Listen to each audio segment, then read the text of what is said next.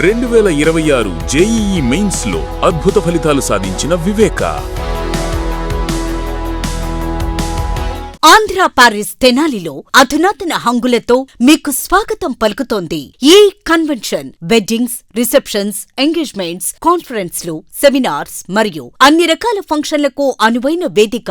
ఈ convention function hall AC, RTC bus stand out gate ఎదురు, Tenali. Cell number 7288856666.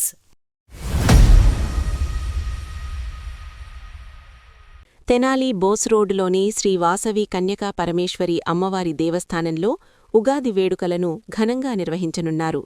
ఈ నెల 19వ తేదీన శ్రీ పరాభవనామ సంవత్సర ఉగాది పండుగ సందర్భంగా శ్రీ సహస్రగళ హనుమాన్ చాలీసా పారాయణం నిర్వహిస్తున్నట్లు ఉప్పల వరదరాజులు తెలిపారు.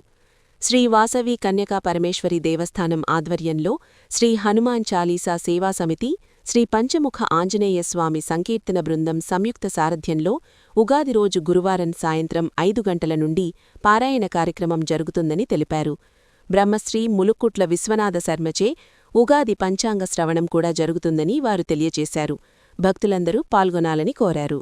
తెనాలి పట్టణ ప్రజలందరికీ కూడా ముందుగా శ్రీ పరాభవ నామ సంవత్సర ఉగాది శుభాకాంక్షలు తెలియజేసుకుంటూ, మరి ఎల్లుండే అనగా 19వ తేదీ మరి గురువారం రోజున సాయంత్రం 5 గంటలకు బోస్ రోడ్లో ఉన్న శ్రీ వాసవి కన్యకా పరమేశ్వరి దేవస్థానం ఆవరణలో పంచాంగ శ్రవణము, అలానే సహస్రగళ హనుమాన్ చాలీసా పారాయణ గత 5 సంవత్సరాలుగా మనం వార్షికంగా చేసుకున్నాం.